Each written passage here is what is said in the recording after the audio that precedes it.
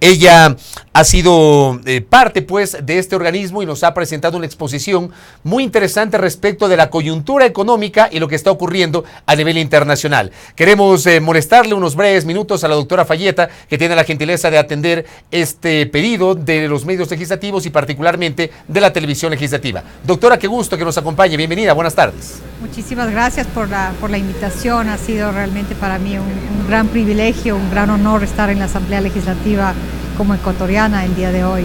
Sí, justamente ese es un elemento que yo le iba a decir. Usted es ecuatoriana y es parte del programa de las Naciones Unidas para el Desarrollo. ¿Cómo desde la óptica del PNUD se analiza la coyuntura económica a nivel internacional? Tenemos una situación muy particular expresada, por ejemplo, por la falta de recuperación de los precios del petróleo en todo el mundo, así como también la apreciación del dólar estadounidense para el caso ecuatoriano, que es un país dolarizado, ha tenido unos efectos que se han sentido en nuestra economía. ¿Cuál es la valoración suya, doctora? Bueno, como directora regional para América Latina y el Caribe, pues tengo el privilegio de tener una visión amplia de todo lo que pasa en nuestra región latinoamericana.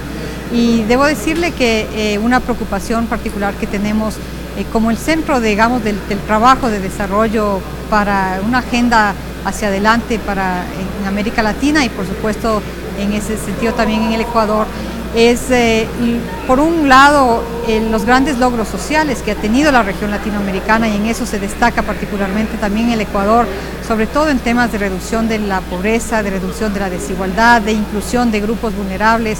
Entonces vemos que han sido grandes logros sociales que son producto, por un lado, por supuesto, también de un ámbito de bonanza económica, pero más importante que eso, ha sido producto de políticas sociales muy innovadoras que ha habido en la región latinoamericana, donde se ha aprendido mucho en los últimos 10 años. Entonces, en un momento que vemos una desaceleración económica como producto principalmente de la reducción de los hidrocarburos y de los commodities en general, pero de otros factores también como la demanda asiática por recursos naturales.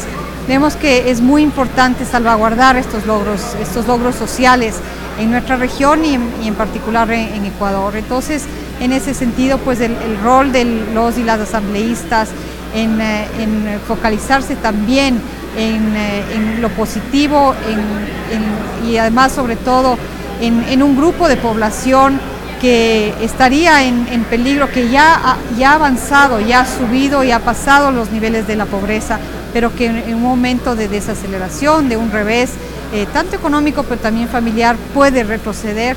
Es también para nosotros justamente un foco de preocupación y de agenda de trabajo hacia adelante.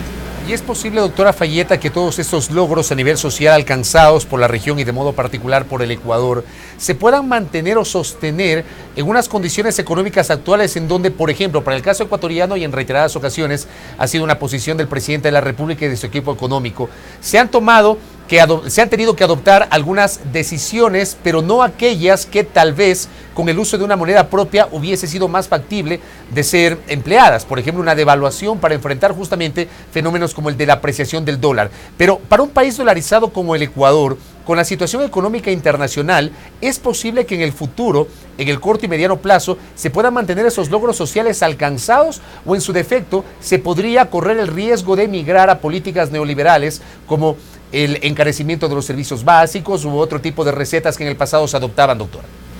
Nosotros lo que vemos absolutamente que el tema del espacio fiscal que le ha dado a nuestra región y también al Ecuador, digamos, unos precios elevados de los commodities, han permitido hacer las inversiones sociales que a su vez ahora estamos cosechando los frutos y los logros sociales en temas de desigualdad, de reducción de pobreza, de empoderamiento de la mujer, de educación, de salud.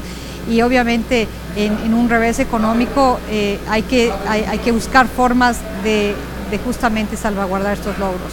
Ahora, es indudable que tenemos nosotros una preocupación, pero al mismo tiempo han habido grandes aprendizajes de los últimos 15 años, donde vemos que hacer quizás más de lo mismo tal vez no generen los mismos resultados, pero hay políticas que se pueden tomar que justamente pueden amortiguar estos reveses económicos, pero también a nivel de las familias, de las comunidades. El mismo efecto tendría, por decirle, un desastre natural, una pérdida de empleo, una enfermedad en las familias. Y para eso, por ejemplo, medidas de protección social, como son mantener transferencias, los sistemas de transferencias, los seguros de desempleo son muy importantes.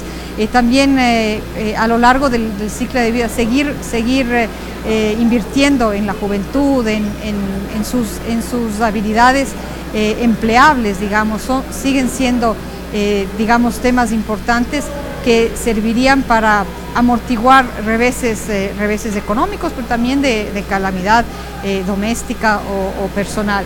Y en eso también el acceso a mercados financieros justamente de los grupos más vulnerables a acceso a crédito, la posibilidad de tener activos propios, de ser dueño de su taxi, de ser dueño de su moto, de tener tal vez algún tema de su propiedad, algún terreno. Esos son justamente las facilidades y vemos a lo largo de América Latina y el Caribe que medidas de ese tipo servirían justamente para amortiguar un revés económico. Muy interesante su posición, doctora. Gracias por estos minutos. Sé que tiene otras actividades que cumplir acá en la Asamblea Nacional. Que tenga una buena tarde. Muchísimas gracias y nuevamente ha sido para mí muy inspirador estar en este ámbito de la democracia ecuatoriana. Muchas gracias. Gracias a la doctora Jessica Fayeta, por cierto, ecuatoriana, que era un dato que no le habíamos mencionado, que justamente ella nos lo recordó. Ella es ecuatoriana y actualmente se desempeña como subsecretaria general de las Naciones